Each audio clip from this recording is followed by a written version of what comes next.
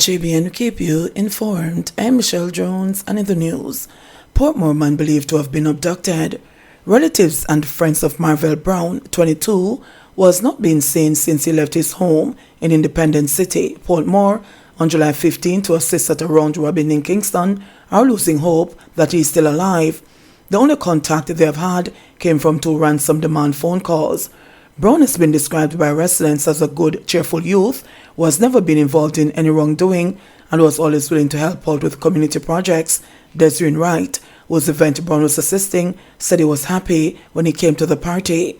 He reached about 10:30 p.m. He was in the bar with me helping out until the crowd died down, and he said that he was going to sit in the car that was parked on the road near the gate, disclosed Wright.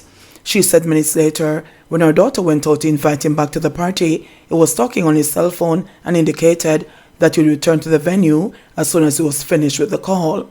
Another 10 minutes passed. I want to see him come back. So my daughter went back outside to see if he was there, and was at this time we realized that the car was gone. My daughter texted him right away to find out where he was, but there was no reply, and that was the last time we see him or hear from him, said an emotional Wright. Brown's friend and co-worker Michael Chambers said that he received a call from his friend's cell phone about 1 a.m. A strange voice demanded a ransom of $50,000 for his release. The person didn't stay on the phone long and just asked for the ransom and hung up right away, said Chambers. Brown's father, Charlie, later received another ransom call. The person blocked the number and said, "Want $250,000 or I'm going to kill Marvell," he said. "If them kill him, just let me find the body to give him a proper burial." He described his son as a peacemaker, kind and good man, who has never been in trouble. Acting Divisional Commander for the St. Catherine South Police Division, Superintendent Upton Nicholson, said that his department is coordinating with the St. Andrew South Police in the investigation. Hoodlums creating mayhem in Manchester and St. Elizabeth.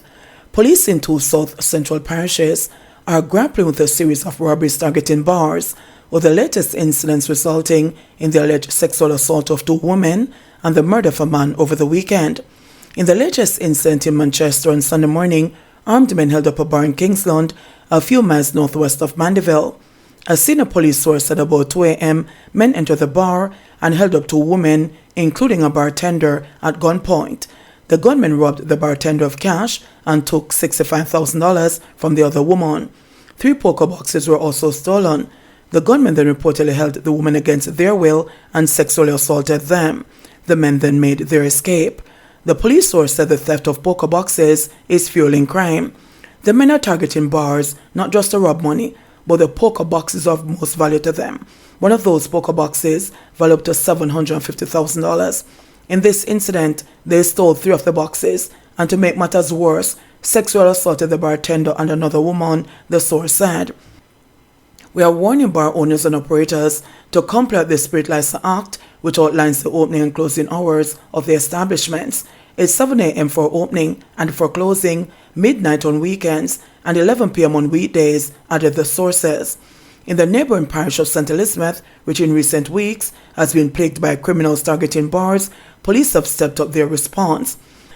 A senior police source said that about 3:45 a.m. on Sunday, cops received information that a farm store and bar was being broken into in Braes River. The quick actions of the police would have responded to an attempted break-in of an establishment in Braes River. Upon arrival, a car was seen leaving the scene. So the information is that the vehicle was chased and there was an exchange of gunfire, the source said. There were no reports of injuries. A release from the police's communications unit said 2 men were arrested during the incident after a bar operator was reportedly shot at. Recently, head of the St. Elizabeth Police, Superintendent Coleridge Minto, sought to reassure bar operators and urged citizens to continue sharing information that may lead to the apprehension of suspects who in recent weeks have targeted bars in the South Central Parish. Minto told justices of the peace at a function recently that there was a spate of armed robberies.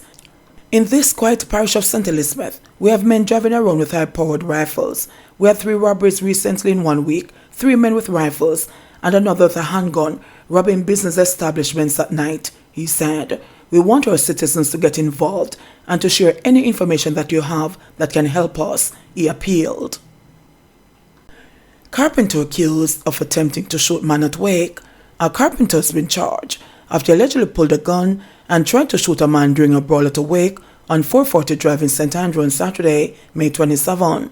Charged is 21-year-old Tajay Blackwood of a 440 Drive address.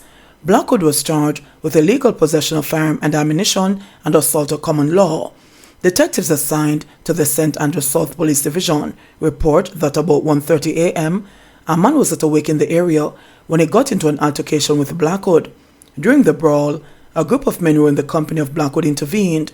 Blackwood took a gun from one of his cronies and placed it under the man's neck while trying to squeeze the trigger. However, the weapon did not fire. The man then ran and a report was made to the police. Following an investigation into the matter, Blackwood was arrested. He was charged on Friday, July 21, after he underwent a question and answer session in the presence of his attorney. His court date has not been finalized. Blackwood's cronies are currently being sought by the police.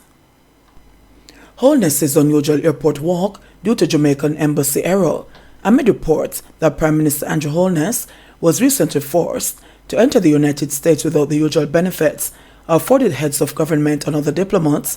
A source has revealed that while there was an unusual occurrence on July 15, it was due to an internal error within the Jamaican embassy and not because of any supposed row between the nations. Addressing the concerns, Senator Kamina Johnson-Smith, Minister of Foreign Affairs and Foreign Trade, acknowledged that the Prime Minister did indeed take an irregular route through Transportation Security Administration, TSA, at an airport in Florida, but that he was not subjected to a search or asked to remove his jacket or shoes, as has been rumored. Under normal circumstances, the Prime Minister would have been escorted through a private area of the airport. The incident, Johnson-Smith pointed out, was due to a clerical error made by an employee of the Jamaican embassy and not the result of any action taken by the United States government. She said she will be receiving a report on the matter, which has been taken seriously.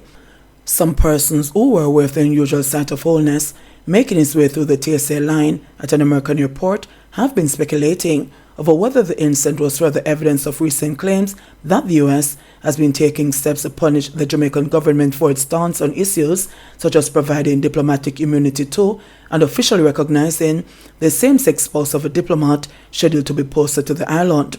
It was suggested last week that Jamaica's refusal to provide diplomatic benefits to the same-sex spouse, as same-sex unions are not recognized in Jamaican law, had resulted in the U.S. State Department refusing to extend the diplomatic visas of a number of the island's officials in that country. This claim has, however, been rubbished by both Jamaica and the U.S., both of which have indicated that there is no row between the nations. The U.S. has gone further to note that its decision to no longer grant automatic renewals of diplomatic visas was made and announced 3 years ago, long before the issue related to its diplomat and his spouse. There are reports that the U.S. is not going to renew the visa for the Consul General in Miami, and I wonder if, A, if that's true, and B, if that's related to the fact that the Jamaicans won't accredit the same-sex partner of an American diplomat.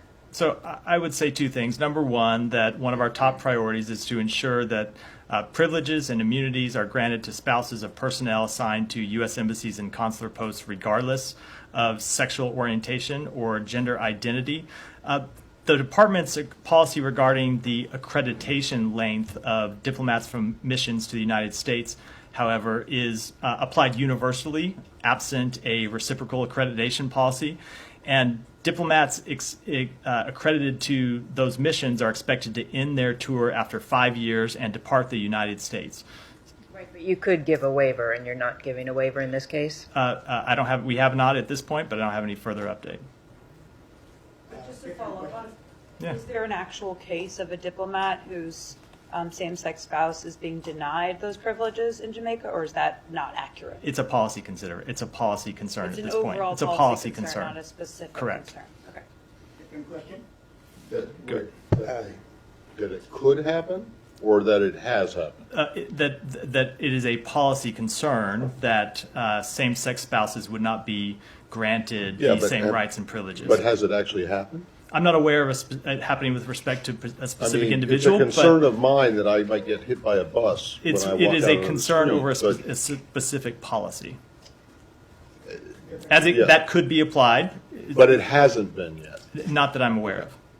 Different question? Yesterday, Robert Morgan, Minister without portfolio in the Office of the Prime Minister with responsibility for information claimed that recent suggestions of a fracturing of the relationship between Jamaica and the US were politically motivated.